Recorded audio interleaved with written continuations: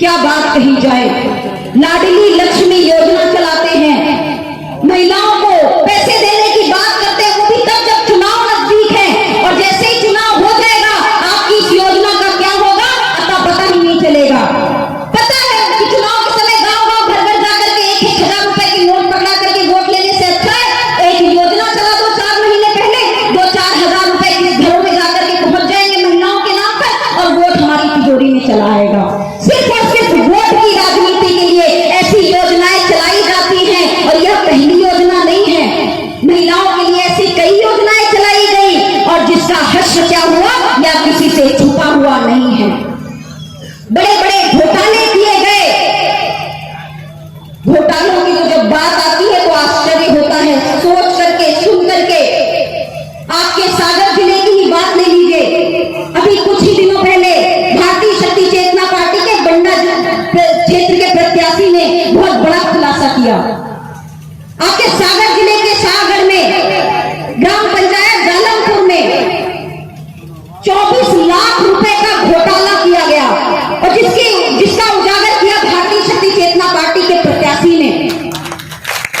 आप जरा कल्पना कीजिए, एक ग्राम पंचायत में 24 लाख रुपए का घोटाला किया गया। कागज में जो काम दिखाए गए क्षेत्र में का काम है ही नहीं। और ऐसी जाने कितनी ग्राम पंचायतों में लाखों करोड़ों रुपए का घोटाला हो रहा है। यह पैसा किसकी जेब में जा रहा है, यह पैसा किसकी तिजोरी में जा रहा है, यह आम जनता को आज विचार करना ही होगा। एक ग्राम पंचायत में इतना बड़ा घोटाला, इसी से आप समझ लीजिए कि यह मध्य प्रदेश की सरकार कितनी भ्रष्ट सरकार है, कमीशन की सरकार है। एक रुपए मुख्यमंत्री तक पहुंचता है। यह बात किसी से छुपी हुई नहीं है।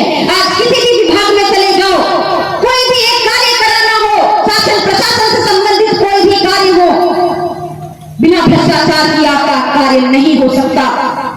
अपराधियों को संरक्षण देने वाली सरकार बन चुकी है। भू माफिया हो, शराब माफिया हो, बढ़ते ही चले जा रहे हैं। खनन माफिया हो, बढ़ते ही चले जा रहे हैं। यह देश का हित नहीं कर सकते, इसीलिए हम आज आपको जगाने के लिए आए हैं। गांव-गांव जाकर के, घर-घर जाकर के हम इसीलिए आपके बीच में आते हैं। हमें आपसे किसी स्वार्थ की अपेक्षा नहीं, पर हम आपको बताना चाहते हैं, हम आपकी मरी हुई आत्मा को जगाना चाहते हैं कि भाइयों बहनों जाग जाओ, देखो कि अपने आने वाली पीढ़ी का भविष्य किनके हाथों में सौंप रहे हो। यह भ्रष्ट राजनेता आपके सगे कभी नहीं होते, कभी नहीं हो सकते। एक तरफ लाडली लक्ष्मी योजना बहनों के लिए चलाते हैं और दूसरी ओर हमारे भाइयों को शराब पिलाते हैं। 1,000 रुपए बहनों के खाते में डालोगे, वह शाम को उसका पति 1,000 रुपए निकाले जाएगा उससे और जाकर के शराब में फूंक करके चला आएगा। जब तक नशा बंद नहीं करोगे, जब तक मध्य प्रदेश को नशा मुक्त नहीं करोगे, तो चाहे कितनी भी योजनाएं ले जाओ, माताओं बहनों को कभी उसका लाभ नहीं मिल पाएगा। बेटी पढ़ाओ बेटी बचाओ अभियान चलाते हो, बेटी पढ़ जाएगी। चलो मान लिया तुम्हारे अभियान से मेरी बेटी पढ़ जाएगी, बेटी पढ़ जाएगी, नौकरी करने लग जाएगी, मगर बेटी की सुरक्षा का क्या होगा? जब नशा कर करके गांव-गांव गली-गली उसे नोचने वाले पैदा होते रहेंगे, जब गांव-गांव गली-गली नशा बांटा जाएगा और भाइयों को विकृत बना दिया जाएगा, उन्हें चरित्रहीन बना दिया जाएगा, तो कैसे हमारी माताएं बहनें बढ़ेंगी और पलेंगी? यह सब इनकी गोरी भ्रष्ट राजनीति का ही खेल है। आप सागर जिले की ही बात लीजिए, इतनी बड़ी आम सभा की आज जनता क्यों रोड पर उतरी है? आज यह जनता तीसरा विकल्प क्यों तलाश कर रही है? आज यह जनता तीसरा विकल्प इसलिए तलाश कर रही है क्योंकि सागर की यह धरती कभी महापुरुषों से विहीन नहीं रही। कहते हैं सागर में रत्न होते हैं और निश्चित रूप से आपके सागर जिले में ऐसे ऐसे महान रत्न हुए हैं, ऐसे ऐसे महापुरुष हुए हैं कि वास्तव में जिनकी गाथा यदि विश्व जान जाए तो सागर को पूरे विश्व में जाना जाए, पूरे विश्व में माना जाए, सम्मान का पात्र बने। एक से एक विद्वान हुए, एक से एक महापुरुष हुए। आज भी सागर जिले के किसी भी गांव में चले जाओ, सैकड़ों ऐसे युवा निकल करके आ जाएंगे जो देश की रक्षा के लिए सेना में भर्ती होने के लिए अपने कदम आगे बढ़ाते रहते हैं। देश की रक्षा के लिए एक भी किसी गांव में चले जाइए, कोई ना कोई गांव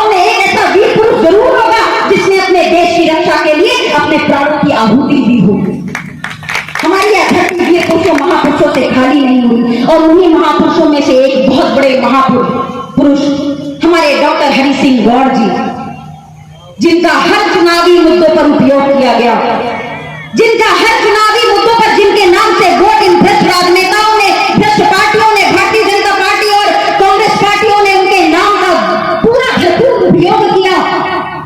सागर जिले से मांग उठी कि शिक्षा के क्षेत्र में, संस्कृति के क्षेत्र में, समाज सुधार के क्षेत्र में जो डॉक्टर हरि सिंह गौड़ जी का योगदान रहा है वह निश्चित रूप से अतुलनीय है, ऐतिहासिक है, और उसके लिए उन्हें भारत रत्न का पुरस्कार मिलना चाहिए। इन भ्रष्ट राजनेताओं ने उस मांग को भी चुनावी मुद्दा बना लिया।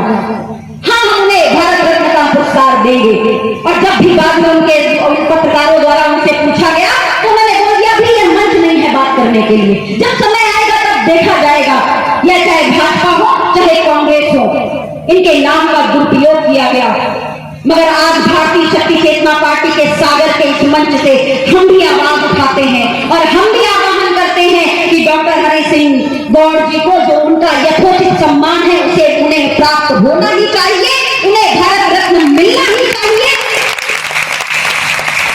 और इन सत्ताओं का तो मैं कुछ नहीं कह सकती क्योंकि इनके बातें और जब कार्यों में जमीन आसमान का अंतर है। मगर भारतीय शक्ति चेतना पार्टी यदि सत्ता पर आती है, देश के लोगों ने अगर भारतीय शक्ति चेतना पार्टी पर अपना विश्वास जताया तो निश्चित रूप से सागर का एक भी महापुरुष खाली हाथ नहीं रहेगा, उन्हें उनका यथोचित सम्मान अवश्य दिलाया जाएगा।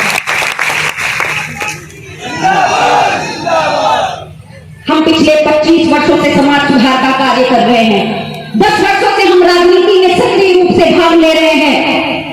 जब भारतीय शक्ति चेतना पार्टी का गठन किया गया था, बहुत से लोगों ने आवाज उठाई थी, अरे आपका तो इतना अच्छा कार्य चल रहा है, नशा मुक्ति का आप अभियान कर रहे हैं, आपके साथ कौन खड़ा होगा? 100-200 लोग आ जाएंगे, कौन आपके साथ आगे बढ़ चलेगा? ये राजनीति इतनी सरल नहीं है, इतनी आसान नहीं है, राजनीति बहुत गंदी है, आप जैसे अच्छे लोग राजनीति में मत आइए। तब हमने उन्हें जवाब दिया था कि हमने कहा था राजनीति गंदी है, इसीलिए हम राजनीति में आ रहे हैं। यदि कोई नाला गंदा है तो साफ करने के लिए साफ पानी उसमें डालना ही होगा। और यह राजनीति गंदी हो गई है तो केवल अच्छे ईमानदार सभ्य लोग ही राजनीति को स्वच्छ कर सकते हैं, साफ कर सकते हैं, और वही प्रयास हम कर रहे हैं। बोले आपके साथ कोई नहीं चलेगा। मैं उन्हें कहना चाहती हूं, यह प्रवाह देखिए, यह जनता ही है कि यदि जाग जाए तो कोई भी निर्णय ले सकती है, और जनता को जागने में ज्यादा समय नहीं लगता। सोशल मीडिया का जमाना है, आजकल कुछ भी छुपा नहीं रह सकता। यदि ये भ्रष्ट राजनेता सोचते हैं कि बड़े बड़े भ्रष्टाचार करके या बच जाएंगे तो अब इन्हें विचार करना होगा। अब यह इतनी आसानी से बचने वाले नहीं हैं। अभी पटवारी परीक्षा हुई, इतना बड़ा घोटाला, कितने घोटाले गिनाए जाए। यदि वास्तव में भ्रष्ट सरकारों के घोटाले गिनाए जाने लग जाए तो सुबह से शाम हो जाएगी, मगर घोटालों की लिस्ट कम नहीं होगी। फॉर्म भरे गए, परीक्षार्थियों ने परीक्षाएं भी दी, रिजल्ट भी आ गया, और भर्ती में इतना बड़ा घोटाला कर दिया कि आज जो वास्तव में मेहनत करके परिश्रम करके पास हुए थे, आज वह अपना नियुक्ति पत्र लेकर के दर दर भटक रहे हैं, उनकी सुनने वाला कोई नहीं बचा। भारतीय शक्ति चेतना पार्टी उनके साथ खड़ी हुई है, हम आवाज उठाएंगे। यह गौ रक्षा की बात करते हैं, गाय के नाम पर वोट मांगते हैं, कितना बड़ा दुर्भाग्य। में शर्म आने लगती है कभी कभी बोलते बोलते कि इन भ्रष्ट नेताओं की क्या बात की जाए, इनसे क्या अपेक्षा की जाए। एक तरफ खुद को गौ सेवक बताते हैं, एक तरफ खुद को गौ रक्षक बताते हैं, और दूसरी ओर प्रतिदिन ट्रकों में भर करके गाय कत्लखाने में जाते हैं, कत्लखानों के लाइसेंस भी देते हैं। अरे भ्रष्ट सरकारों, यदि गौ माता से इतना ही प्रेम है, यदि केवल वोट के लिए गौ माता का उपयोग नहीं करते हो तो अरे भ्रष्ट सरकारों, क्यों कत्लखानों को लाइसेंस देते हो? क्यों जीवों की हत्या का पाप सर पे लेते हो? या जीवों की हत्याओं का पाप व्यर्थ नहीं जाएगा, उन जीवों की आह लगेगी और एक न एक दिन धरती पर आने पर तुम बाध्य हो जाओगे। क्यों युवाओं को नशे के दलदल में धकेल देना चाहते हो? क्यों